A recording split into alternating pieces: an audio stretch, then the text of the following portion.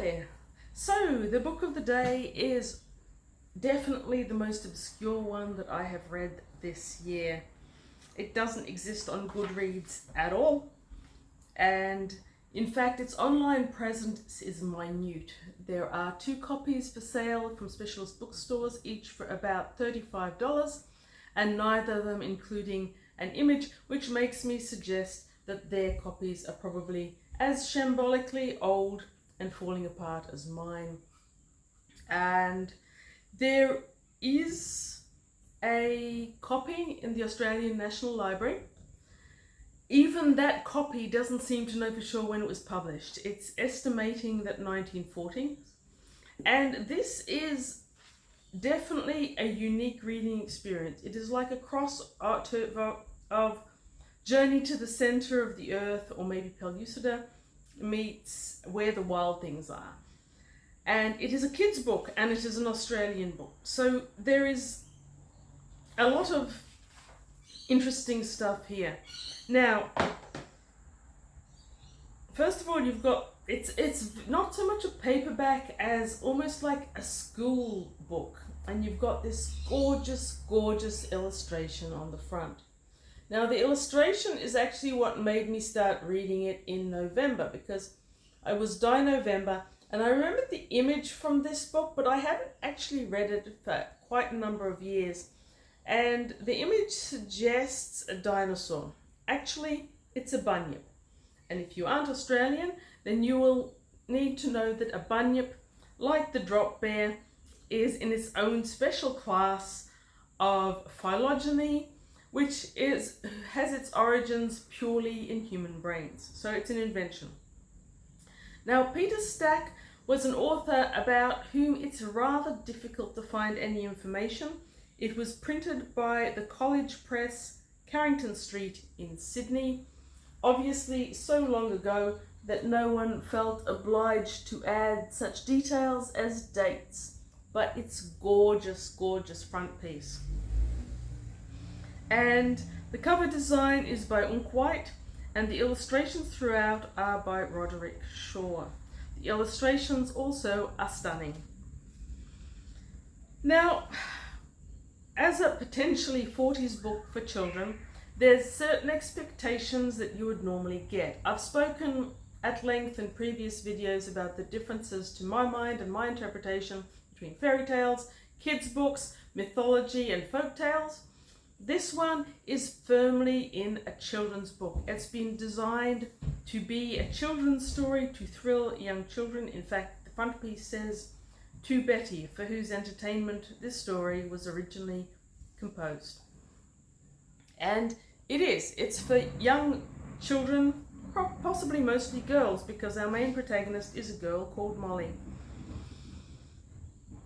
That said, it does a lot of really cool stuff in here, cooler than a lot of children's stories from its era perhaps did, because in the 40s you still had that element common to Edwardian and Victorian of being over sugary when it came to children.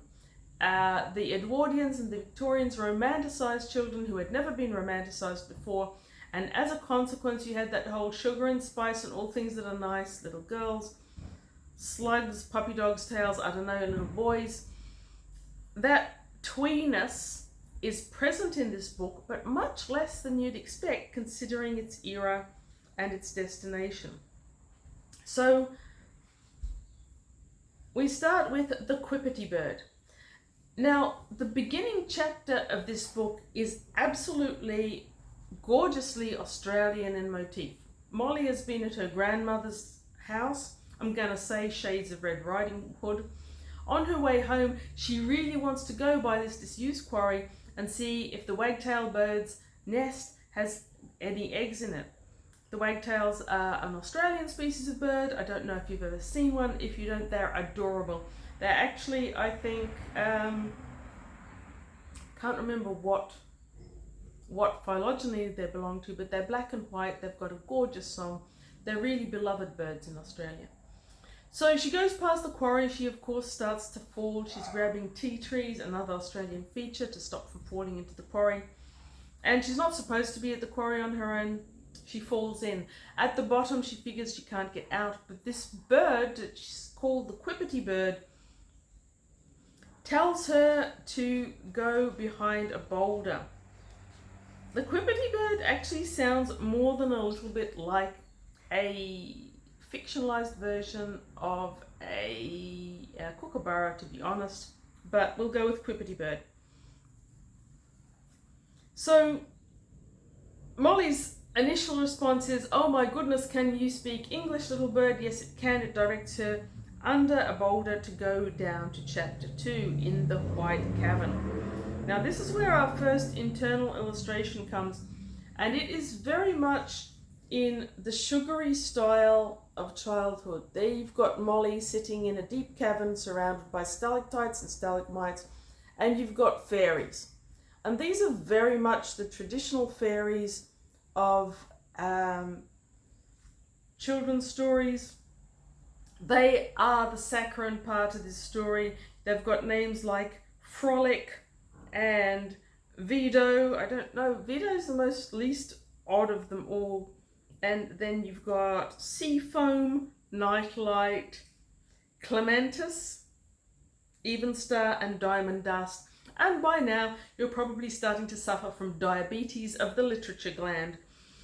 However, it is for kids and there are fairies.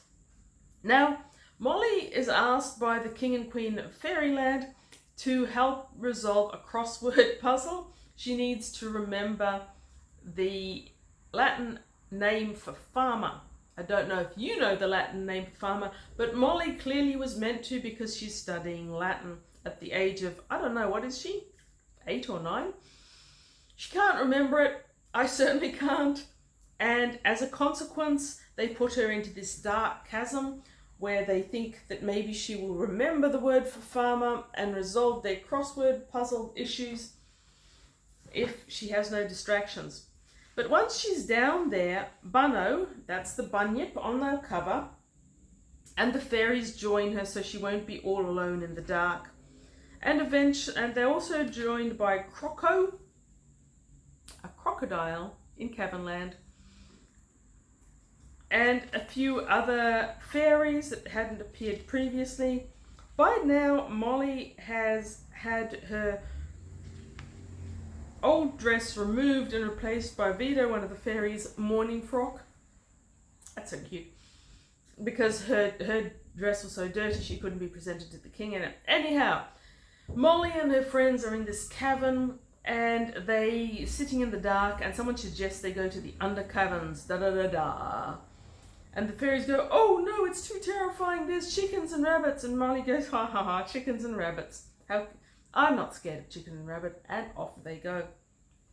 So they have to swim through this deep, deep pool, and Molly can't hold her breath that long, so she holds on to Bunno, her friend, the bunyip.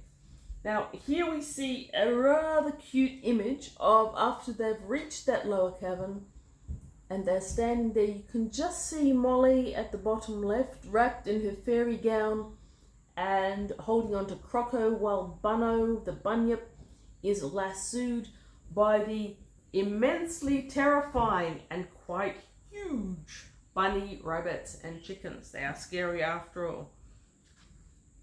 So they capture Molly and her friends and they put her in a zoo, but they do eventually escape, and they do that with an exceptionally exciting race, and that is what is represented on the cover. So you probably wondered where those huge scorpions with the strange human faces come into it, and that's when they're escaping from the chickens and the rabbits. In the next part, they end up in a rose garden. Molly has been sent ahead into the rose garden by the fairies, and they say they'll take care of them. The roses are happy to see Molly once they realise that she's a friend of the fairies, and she sees this amazing structure built of vegetation and climbs it. But after that, she's accidentally scratched by a rose, and we find out that being scratched by these roses means that Molly will slowly turn into a rose. Molly is devastated. Not that she doesn't want to be a rose girl, she assures them politely. It's just that she wants to see her family again. She misses her mother and father. And she finds that the only way to solve this rose venom coursing through her veins is to be bitten by a vampire. So off they go to yet another cavern, and Croco goes in and bravely nets a vampire to bring out to suck the rose poison out of Molly's vein. You see here the interpretation of the harpy, of the vampire, which is considerably more like a harpy, an ugly vulture-like bird with an old woman's face. Old women, we always get a bad rap, don't we? Okay, so after that, Molly stops turning green and rigid. Her toes stop trying to root themselves into the ground, which is a great relief to her. They go back and they're hanging out with the roses and everything's good. But the roses are eating, and they're eating things like loam and rich mud. And of course, Molly and her friends can't eat that, so they're really hungry. Sorry for her, they suggest that she could eat some mushrooms. There's some mushrooms in the neighbouring cavern. And they go, oh yes, yummy mushrooms, only it turns out these mushrooms are alive. It isn't going to hurt them too badly. You have to rush in, grab the top and yank it off the mushroom. Molly, of course, gets into yet another scrape here, which is resolved by pawning Vito's morning dress and having it replaced by spider web silk that's spun directly onto Molly, as you see in this gorgeous illustration. And seriously, any one of these illustrations, the originals, I hope someone has the originals somewhere in some museum, because they're just stunning and it would be a complete waste not to. So after the mushrooms and the adventures, they go back to, they find out that they have to escape through a fire pit. So Molly has to cling to, I can't remember if it's Croco or Bunno, and they leap into this fire lake, but they end up back at the fairies' land. And here's another wonderful image of them leaping into the fire lake. I'm sorry that I'm not more technologically able and I can't just flash these images up on the screen, maybe in half a dozen years or so. Anyhow, at the end of all this and the dreadful punishment, Molly has, by the way, remembered the name of the missing word. But the way she remembers the missing word is when all the fairies who went down to the deeper caverns with her are put on punishment duty, which is basically a schoolroom. This is so much a kid's book. The whole, you're a bad girl, you haven't learnt your lessons. You've got the whole, the fairies are terrified of learning, maths is hideous and more scary than harpies apparently. But eventually they're put in this schoolroom and Molly finds the hint that will help her remember the name for farmer in Latin. Which, in case you are not 8-year-old girls from 1940s and you do not learn Latin, that is agricola. Agricola, pretty damn fine name for a farmer if you ask me. Anyhow, at the end of this, the fairies start falling asleep, and it turns out that the fairies will fall asleep when the sun rises in the outer land. They give Mary an incredible present to take home with her. It's an opal the size of a normal chicken's egg, and she goes back home. So that is A Night in Cavernland by Peter Stagg. It's a fantastic little kids book, I've got to say. It beats into the ground a lot of the kids books of its era, and quite a few of the kids books of today, if we're going to be honest. The writing is nice. The illustrations by Roderick Shaw are absolutely divine, and I love Unquite's cover as well. So there's nothing about this book that I don't like, and it's a really random one. Like I said, there don't seem to be any out there. This is a family book.